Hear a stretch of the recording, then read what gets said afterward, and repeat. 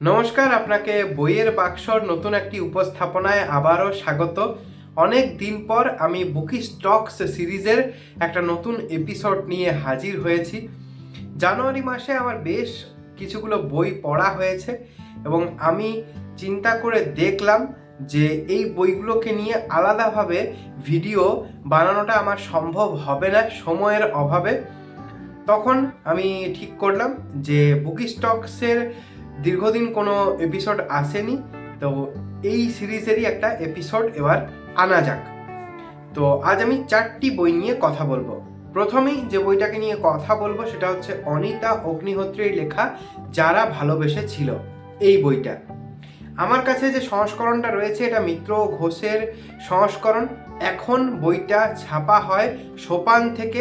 এছাড়াও আপনারা মিত্র ঘোষ থেকে প্রকাশিত অনিতা অগ্নিহোত্রীর উপন্যাস সমগ্রের প্রথম খণ্ডে এই উপন্যাসটি পেয়ে যাবেন। এই উপন্যাসটা পড়ে আমার ভীষণ সুন্দর লাগলো, আমার মন ছুঁয়ে গেছে উপন্যাসটা।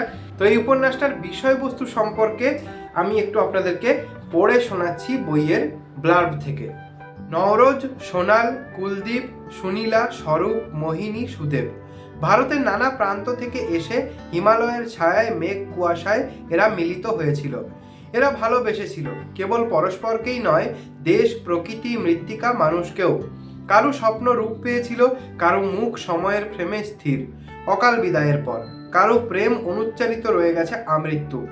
রুক্মিণী আর ফাল্গুন কলকাতার দুই তরুণ তরুণী, এদের শৈশব ভালোবাসা মহিরুহের মতন ছড়িয়ে আছে সমস্ত উপন্যাসে। ছোটনাগপুরের বন্ধুর মালভূমি থেকে সুদূর হিমালয়, দীর্ঘ পরিক্রমায় এদের পরস্পরকে হারাবার কোনো ভয় নেই। যারা ভালোবেসেছিল, অপরাজিত ভালোবাসার জীবন কাহিনী।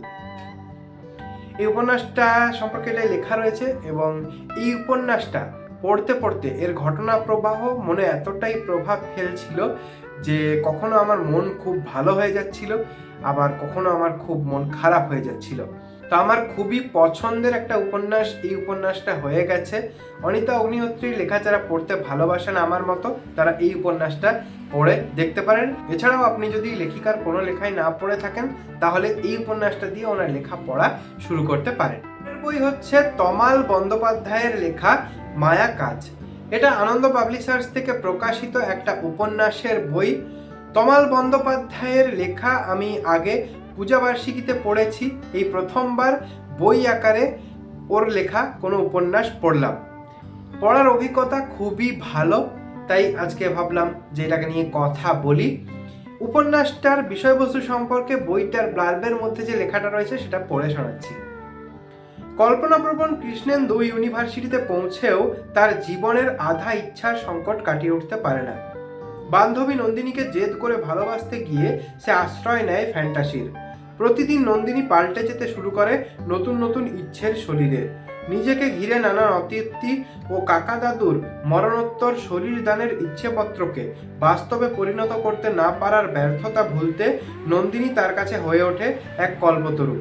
কিন্তু ছায়ার শরীর নিয়ে এই ভয়ানক খেলা প্রাথমিক সাফল্য এনে দিলেও সেই সফলতার গর্ভেই ছিল প্রতারণার বীজ। মায়াকাজ উপন্যাসে ভালোবাসা যেন গভীর চোখ দিয়ে দেখে নিতে চায় বিচিত্র জীবনকেই। উপন্যাসটির চরিত্র চিত্রণ আমার ভীষণ পছন্দ হয়েছে। চরিত্রগুলোর মনস্তাত্ত্বিক দিকগুলোকে ভীষণ গভীরভাবে ফুটিয়ে তুলেছেন লেখক এই উপন্যাসে। যেটা আমার সবচেয়ে ভালো লেগেছে, লেখকের লেখনী শৈলী খুব সুন্দর লেগেছে। এই উপন্যাসটা আমি আপনাকে পড়ে দেখতে বলবো যদি আপনি মনস্তাত্ত্বিক উপন্যাস পড়তে পছন্দ করেন তবে। পরের বই হচ্ছে এনাক্ষী রায়ের লেখা যেই দিংলা ভাসি গেইছে। এই বইটার প্রকাশনী হচ্ছে আপন পাঠ প্রকাশনী। এই বইটা দিয়ে আমি এই বছরের বই পড়া শুরু করেছিলাম এবং বইটা পড়ে আমার খুবই ভালো লেগেছে। এনাক্ষী রায়ের লেখা প্রথমবার পড়লাম। উপন্যাসটা সম্পর্কে ব্লার্বের মধ্যে যে লেখাটা রয়েছে সেটা পড়ে শোনাচ্ছি। যেই দিনলা ভাসি গেইছে আখ্যান যেমন আকালুর তেমনি তিস্তা নদীর। এই উপন্যাস প্লাবনের। উত্তরবঙ্গের গ্রামগুলোতে যে বন্যা ভাসিয়ে নিয়ে যায় চরাচর, এমনকি শিশু কন্যাকেও ছিনিয়ে নেয় রাক্ষসের বর্বরতায়। কোন হননের পরিপ্রেক্ষিতে কোন বিনাশকে দেখা সঙ্গত আকালুর ক্রমিক পতনোন্মুখ জীবনের আয়নায় পাঠ করতে হবে গ্রাম পতনের আখ্যান, নাকি একটি নদীর সংহার গাথার প্রেক্ষিতে আকালুর প্রস্থান পটকে চিত্রায়িত করা উচিত, এ ধাঁধায় বারবার ঘুরেছে কাহিনী বিস্তার। তিস্তাপারের বৃত্তান্ত অথবা মহিষকুড়ার উপকথার অনেক দিন পর এই উপন্যাস আবার ফিরিয়ে এনেছে উত্তরবঙ্গের ভূমিজ নিম্নবর্গের মহাকাব্যকে, যার সামনে থমকে দাঁড়ায় নাগরিক স্মার্টনেসের যাবতীয় কুটো সম্ভাষণ। ক্ষণেকের জন্য পাঠককে মাথা নিচু করতে হয় মায়াবদ্ধ ও আন্তরিক এই প্রকৃতি পাঠের সামনে, কারণ এর অন্তিমে শোক নয়, ভাসান প্রতিমার স্থির চোখের মতো জেগে থাকে প্রেম, খুলে যাওয়া হরিণের চোখ, আলোময় উপত্যকা। উপন্যাসটা পড়ে আমার খুব ভালো লেগেছিল, লেখিকার গদ্য খুব সুন্দর লেগেছে, চরিত্র চিত্রণ এই উপন্যাসটারও খুব সুন্দর লেগেছে। আকালু চরিত্রটা, আকালুর বউ সুরবালা চরিত্রটা, এই চরিত্রগুলো বেশ মনে ছাপ ফেলে যায়। যারা সামাজিক উপন্যাস পড়তে পছন্দ করেন, উত্তরবঙ্গের পটভূমিতে লেখা যদি আপনি সামাজিক উপন্যাস পড়তে চান, তাহলে এই উপন্যাসটা একবার পড়ে দেখতে পারেন। শেষ যে বইটার কথা বলবো সেটা হচ্ছে জয় গোস্বামীর লেখা একটা বিখ্যাত উপন্যাস। উপন্যাসটার নাম হচ্ছে দাদা ভাইদের পাড়া। এই উপন্যাসটার প্রচ্ছদটা আমার ভীষণ সুন্দর লেগেছিল এবং বইটা আমি প্রচ্ছদ দেখেই কিনেছিলাম। পড়ার পর অসাধারণ অভিজ্ঞতা হলো। আনন্দ পাবলিশার্সের বই। একটা মফস্বলের একটা ছোট্ট পাড়া, সেই পাড়ার বেশ কিছু ছোট ছেলে মেয়ে, একটা কুকুর ছানা, কিছু মানুষজন, এই সব কিছুকে নিয়েই এই উপন্যাস।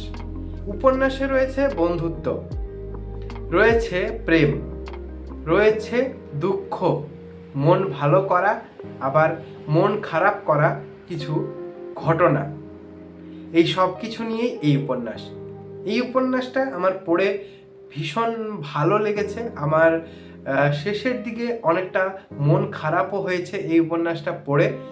জয় গোস্বামীর লেখা সাজবাতির রূপকথারা উপন্যাসটা এর আগে পড়েছিলাম, সেই উপন্যাসটা পড়ার অভিজ্ঞতাও খুব ভালো ছিল। এই উপন্যাসটা পড়ার অভিজ্ঞতাও খুব ভালো, আপনাকে অবশ্যই একবার পড়ে দেখতে বলবো। এই গেল আমার জানুয়ারি মাসে পড়া 4টি বই নিয়ে কিছু কথা। যদি ভিডিওটা আপনার ভালো লেগে থাকে তাহলে লাইক করবেন। এই বইগুলোর মধ্যে থেকে কোনো বই যদি আপনার পড়ে খুব ভালো লেগে থাকে তাহলে নিচে কমেন্টে জানাতে পারেন।